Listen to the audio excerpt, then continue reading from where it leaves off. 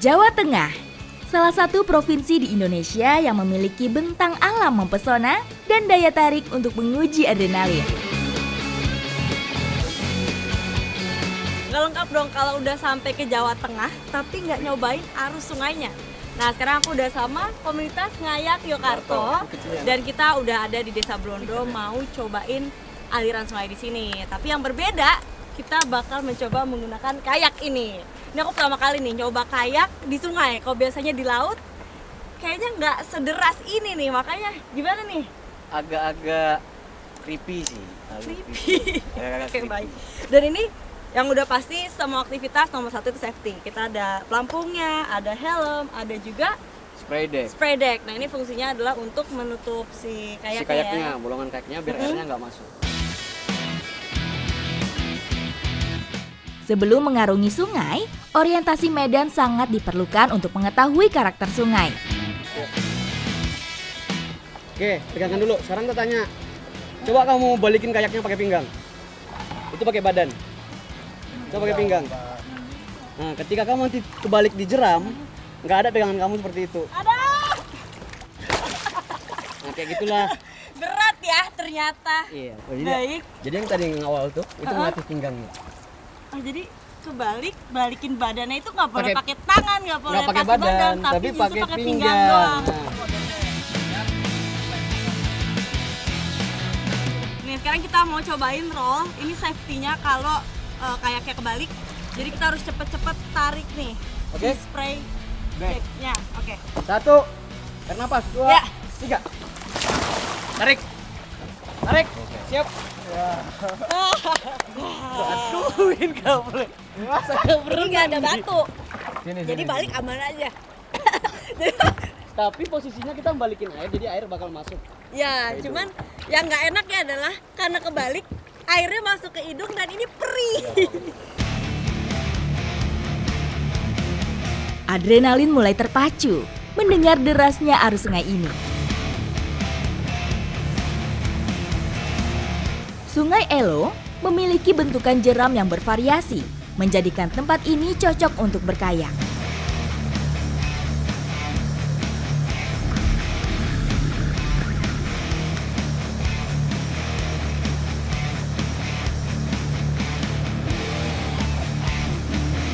Ini karena tadi aku tuh baru pertama kali banget, jadi aku tadi masih berusaha buat ngedorong si kayaknya keluar dari batu, tapi ternyata nggak bisa. Jadi mau nggak mau aku harus tarik spray deck-nya untuk keluar.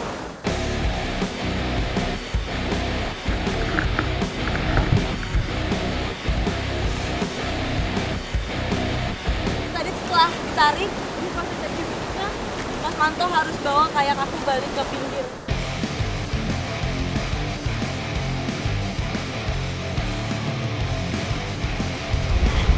Ini karena tadi kebalik jadi kayaknya penuh air, harus dikosongin dulu airnya dengan cara seperti ini.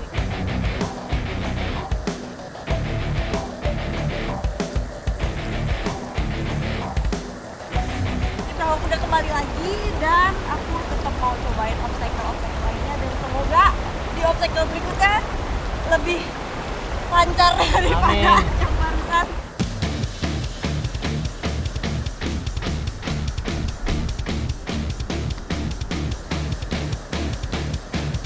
Jadi di depan bakal ada obstacle yang jauh lebih parah dari yang tadi karena ada beda elevasi. Jadi dia bakal terjun gitu ya Mas ya? Nggak terjun, cuma agak gradiennya agak miringnya lebih tinggi. Miringnya lebih tinggi. Butuh konsentrasi tinggi dalam olahraga satu ini. Jeram dan bebatuannya menjadi tantangan tersendiri. Guncangan di atas kayak semakin memacu adrenalin ke batas tertinggi.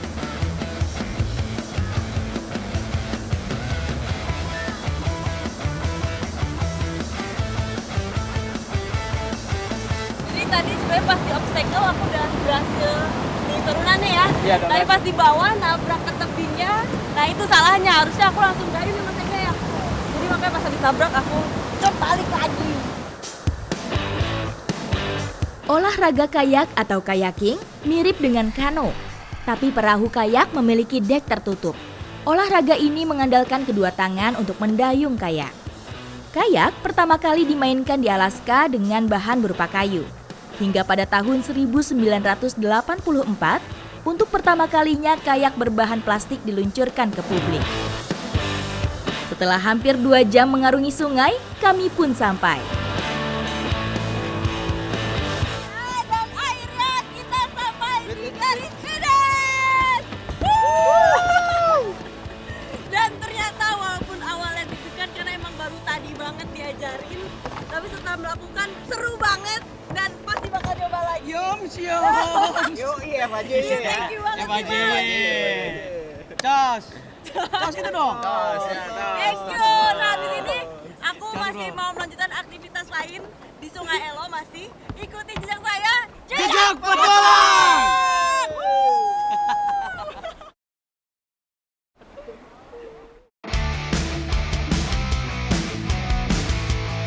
Petualangan pun berlanjut menelusuri kearifan masyarakat di Kepulauan Seribu. 1, 2, 3.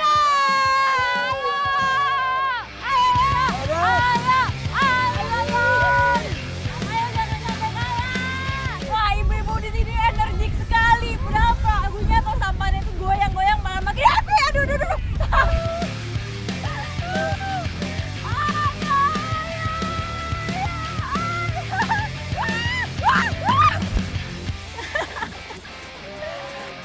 Saking semangatnya saya sampai jatuh. Tapi untung dangkal nih, karena emang lokasi dangkal seperti inilah lokasi yang tepat untuk mencari kerang yang mau kita cari.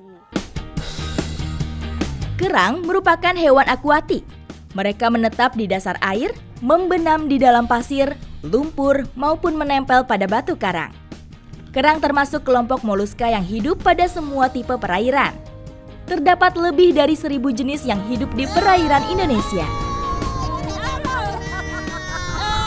Ini dia nih yang kita cari-cari, namanya kerang kampak.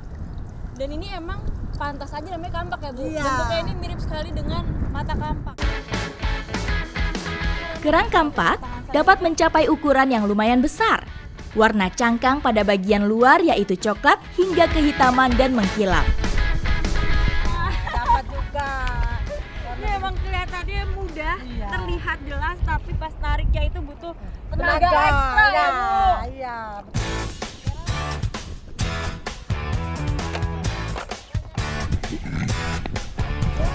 Nah ini emang waktu yang paling tepat untuk mencari kerang kampak, yaitu di saat air surut seperti ini. Jadi kita mudah nih untuk ngambilnya, karena kita harus mencongkel-congkel di pasir. Kalau airnya tinggi, kita bakal susah banget nih untuk ngambil si kerang kampak.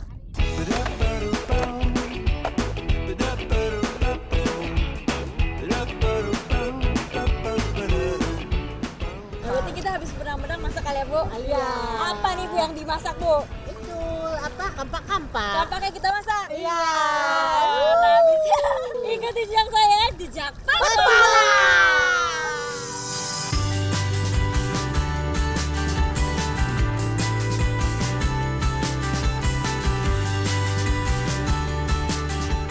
Yang namanya seafood pasti nggak akan salah nih kalau dimasak saus tiram. Seperti kerang-kerang kampak ini akan kita masak menjadi kerang kampak saus tiram dan bumbunya yang pastinya sederhana. Ini adalah bumbu ala pesisir. Ikuti jejak saya, jejak petualang. Kerang ini merupakan jenis kerang yang memiliki daging cukup tebal. Kerang ini juga memiliki kandungan vitamin yang berguna bagi tubuh manusia. Umumnya, masyarakat sini mengolah kerang menjadi menu tradisional. Salah satunya tentu saja dengan dioseng. Sebelum ditumis, kerang-kerang ini harus direbus dulu nih, supaya jadi empuk, cita rasanya keluar, dan juga hilang bau amisnya. Setelah matang seperti ini, langsung kita tiriskan, dan habis ini langsung aja kita tumis. Gak lupa kita tambahkan serai supaya bau amisnya hilang dan makanan menjadi lebih harum. Nah, begitu bumbunya harum, sudah matang seperti ini, langsung aja kita masukkan kerang-kerangnya. Tidak perlu waktu lama hingga kerang matang dengan sempurna.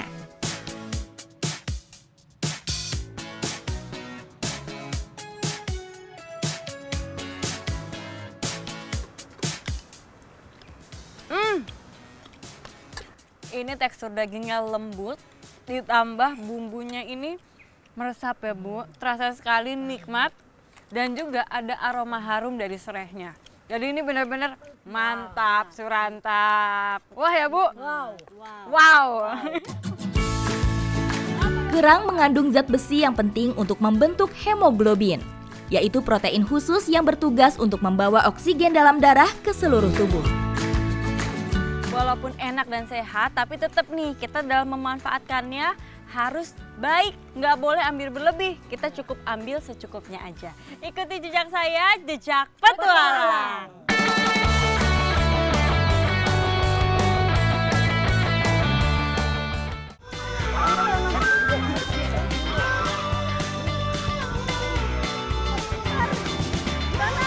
Dari Kepulauan Seribu, petualangan bergeser ke Kabupaten Lebak, Banten.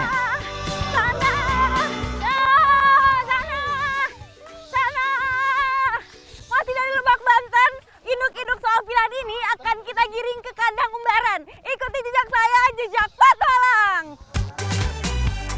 Selain bertani dan berkebun, masyarakat desa Sindang Ratu juga beternak. Salah satunya unggas.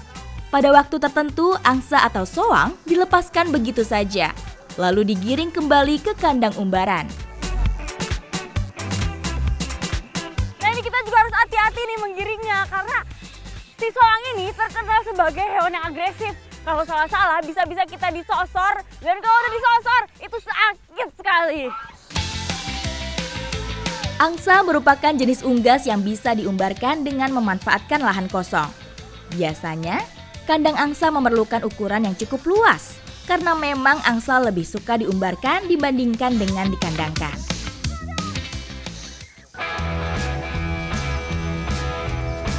Bukan cuma manusia aja, tapi ternyata soang-soang ini kalau sampai ada yang sakit juga dibikinin jamu. Nah kebetulan banget nih, ada yang lagi kurang sehat, makanya kita bikinin jamunya. Ini terbuat dari daun pepaya yang dicampur dengan sedikit air. Tinggal ditumbuk aja ya Pak.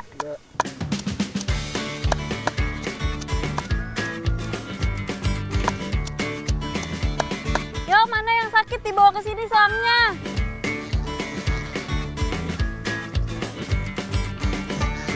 Mana nih? Nih Pak, yang sakitnya Pak. Pegang, dipegang. Nah begini nih caranya pengobatan tradisional. Nanti langsung diminumin aja ya Pak.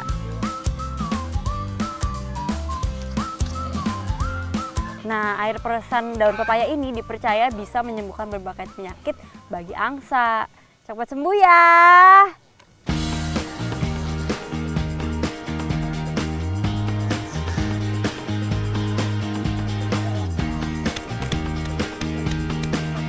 Kenapa Pak? Lepas Bu. Lepas? Wah ternyata katanya dia lepas. Saya mau ikut kejar. Pak, punten ya Pak.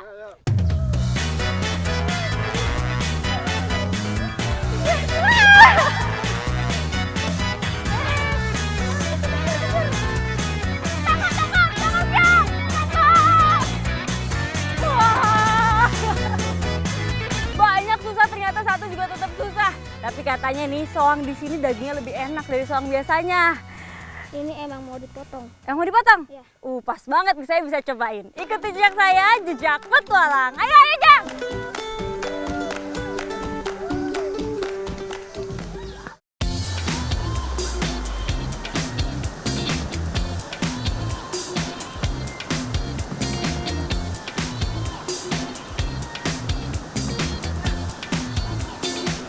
Ada yang unik nih di sini. Jadi setiap anak yang baru dihitan akan dihadiahi sepasang hewan ternak, baik itu mamalia maupun unggas. Nah Evan, 2 tahun yang lalu Evan dihadiahi soang dan karena dirawat dengan baik, soangnya pun berkembang biak. Dan Evan ini baru aja naik kelas. Makanya salah satu dari soang yang sudah berkembang biak ini dijadikan sebagai hidangan syukuran.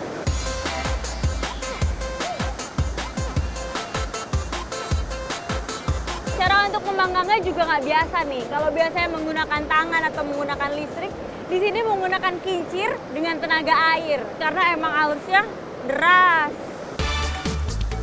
Daging angsa merupakan salah satu sumber protein tinggi dan rendah lemak. Selain itu, dagingnya mengandung zat besi dan beberapa jenis vitamin B.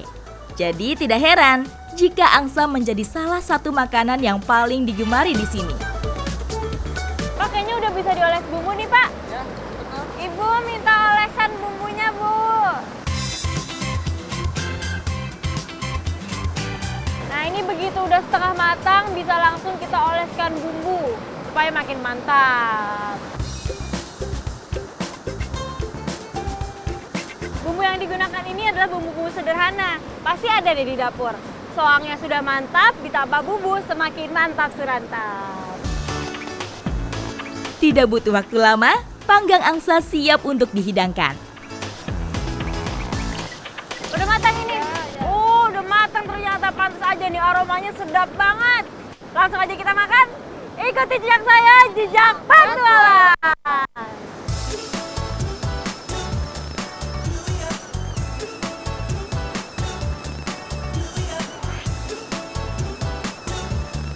Setelah angsa ini matang, akan dijadikan sebagai hidangan syukuran dan pastinya disantap bersama-sama. Nah, setelah berdoa, karena ini adalah syukurannya Evan lah yang mendapatkan potongan pertama. Dah, silahkan Evan ambil.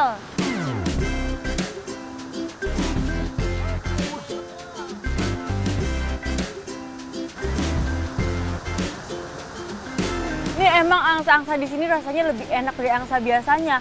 Dagingnya ini gurih dan juga teksturnya lembut. Walaupun acaranya sederhana, namun suasana keakraban kekeluargaannya begitu terasa. Menjadi penambah semangat perjalanan petualangan kali ini. Ikuti jejak saya, jejak petualang.